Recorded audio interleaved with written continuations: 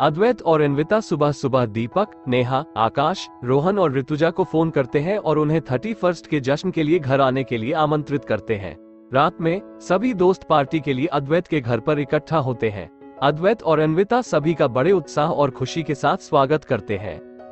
अद्वैत कहता है, स्वागत है दोस्तों। अन्विता भी सभी को नमस्कार कहती है और स्वागत करती है। थोड़ी देर सामान्य बातें होती हैं और फिर स्पीकर पर तेज म्यूजिक बजाकर सभी डांस करते हैं। जब वे डांस करके थक जाते हैं तो अन्विता और अद्वैत सभी को पिज्जा और कोल्ड ड्रिंक परोसते हैं।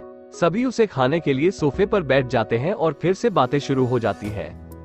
दीपक कहता है, यार 1 साल पहले 31 की पार्टी का जो तूने वचन दिया था उसे तुमने पूरा किया।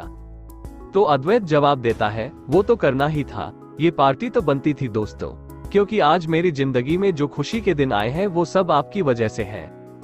तब दीपक कहता है, ऐसी कोई बात नहीं है अद्वैत, ये सब तुम्हारी मेहनत का फल है, ये सब तुम्हारी रचनात्मकता और तुम्हारी प्रतिभा के कारण संभव हुआ है। क्यों दोस्तों, क्या कहते हो? सभी मित्र सिर हिलाते हुए हाँ में हाँ मिलाते हैं।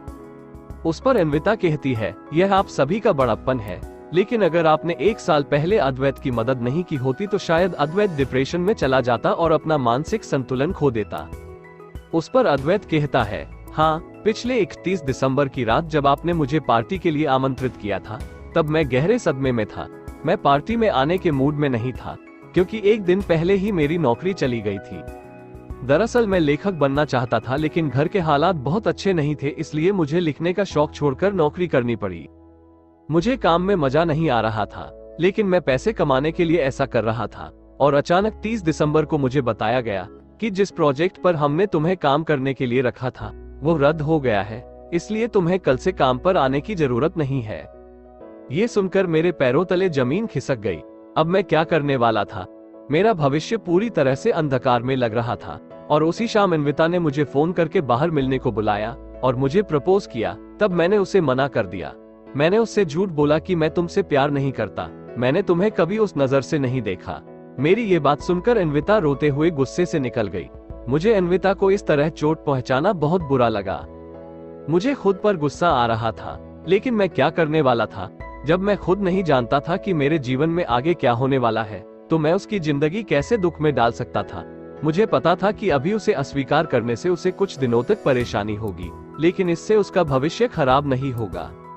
तभी अन्विता कहती है, अद्वैत के शादी से इनकार करने पर मुझे भी बहुत दुख हो रहा था। कुछ समझ में नहीं आ रहा था, मुझे बहुत दर्द हो रहा था।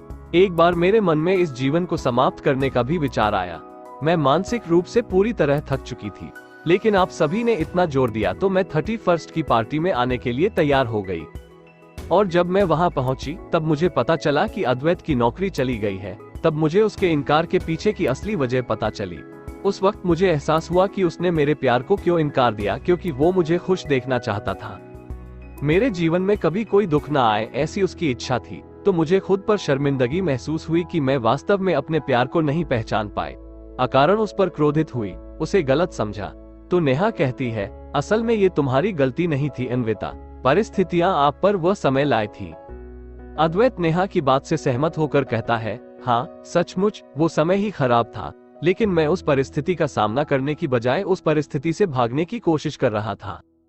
उस पर ऋतुजा कहती है, और यहीं पर तुम गलत हो गए अद्वैत। तुमने सोचा कि मेरे जीवन का 1 और साल बर्बाद हो गया, मैं कुछ नहीं कर सका। मेरे सभी दोस्त अच्छे से सेटल हो गए और एक मैं जो अब तक कुछ नहीं कर पाया। इन्हीं विचारों के साथ तुम डिप्रेशन में चले गए। तुम समझ नहीं पा रहे थे कि सफलता और विफलता का सामना हर किसी को करना पड़ता है। केवल कुछ लोगों को वो सफलता जल्दी मिलती है और कुछ लोगों को थोड़ी देर बाद। तुम्हारा सही समय तब तक नहीं आया था, लेकिन इसका मतलब यह नहीं है कि तुम आने वाले जीवन में कभी सफल नहीं होंगे। 1 साल बर्बाद होने का मतलब यह नहीं कि पूरा जीवन खत्म हो गया अद्वैत, लेकिन तुम उस समय ये समझने के मूड में नहीं थे। इसलिए हम सब ने मिलकर तुम्हें मदद करने के लिए अपने खर्चे से तुम्हारे अप्रकाशित उपन्यास को प्रकाशित करने का फैसला लिया, क्योंकि हमें तुम्हारे अंदर छुपे हुए लेखक पर विश्वास था। हम सबको यकीन था इसमें तुम्हें जरूर सफलता मिलेगी। इस पर अद्वैत कहता है, आपकी उस वक्त की हुई वो मदद बहुत बड़ी थी दोस्तों। मेरे पतन के दौरान आपके वित्तीय सहयोग और अन्विता के दृढ़ समर्थन के कारण मेरा उपन्यास प्रकाशित हुआ, और न केवल प्रकाशित हुआ बल्कि उस वर्ष का सबसे अधिक बिकने वाला उपन्यास बन गया। उससे मुझे पैसा मिला, नाम मिला, मेरे अंदर का खोया हुआ लेखक मुझे फिर से मिल गया। तभी अन्विता कहती है, और मुझे मेरा प्यार दोबारा मिल गया, और वो भी जिंदगी भर के लिए। सचमुच आप सभी को बहुत बहुत धन्यवाद। तब रोहन कहता है, इसमें धन्यवाद की क्या बात है, इसमें हमारा भी स्वार्थ था। इससे हमें हमारे 2 दोस्त वापस मिल गए, और सबसे महत्वपूर्ण बात यह है कि अगर हमने तब मदद नहीं की होती तो हम और पूरा देश आज एक महान लेखक को खो देता। आकाश भी उससे सहमत होकर कहता है, बिल्कुल। इसलिए हमेशा याद रखें, जब आप सोचते हैं कि सब कुछ खत्म हो गया है, कुछ नहीं हो सकता है, तो वो अंत नहीं होता, वो आने वाले सुनहरे दिनों की एक नई शुरुआत होती है। तब अन्विता कहती है, बिल्कुल 100% सच।